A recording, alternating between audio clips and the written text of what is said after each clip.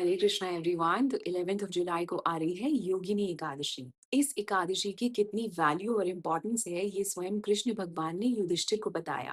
तो एक बारी की बात है, कुबेर देवता बहुत बड़े शिव भक्त हुआ करते थे और वो रोज सुबह उठ के उनकी प्रार्थना करते थे, जिसके लिए फ्रेश फ्लावर्स जो लेकर आते थे उसका काम करता था हेममाली नाम का एक व्यक्ति। लेकिन हेममाली अपनी पत्नी से बहुत ज्यादा प्रेम करता था और एक दिन हेममाली फूल लाना भूल जाता है क्योंकि वो अपनी पत्नी के साथ बिजी हो जाता है। लेकिन कुबेर देवता को जैसे ही पता चलता है कि वो काम वासना के चक्कर में भगवान की प्रार्थना करना भूल गया और फूल लाना भूल गया, कुबेर देवता को तो बहुत गुस्सा आता है। वो उसे श्राप दे देते हैं। वो उसे कहते हैं कि तुम स्त्री वियोग में तड़पोगे और तुम्हें लेप्रोसी हो जाएगी। हेममाली का शरीर जो है वो गलने लगता है। वो भटकता हुआ बेचारा जंगलों में पता नहीं कब तक घूमता रहता है और ऐसे ही भटकते भटकते वो एक दिन ऋषि मार्कंडेय के आश्रम में पहुंचता है, जहाँ ऋषि उसकी पूरी कहानी सुनते हैं और उससे कहते हैं कि तुमने काम तो बहुत ही गलत किया, लेकिन क्योंकि तुमने अपना सच एक्सेप्ट किया इसीलिए मैं इस बात का सोल्यूशन तुम्हें बताता हूँ।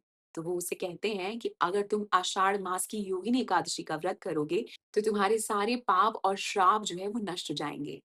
वो पूरी भक्ति के साथ, पूरी श्रद्धा के साथ योगिनी एकादशी का व्रत रखता है और उसका शरीर बैक टू नॉर्मल हो जाता है, वो एकदम स्वस्थ हो जाता है। तो ऐसा माना जाता है कि योगिनी एकादशी का व्रत रखने से आपके मानसिक और आपके शारीरिक दुखों का नाश होता है। भगवान विष्णु की कृपा पाने का ये एक बहुत ही गोल्डन चांस है, गोल्डन अपॉर्चुनिटी है। और अगर आप वैष्णव परंपरा के हिसाब से इस फास्ट को रखना चाहते हैं, then the date is 11th of July. Hare Krishna.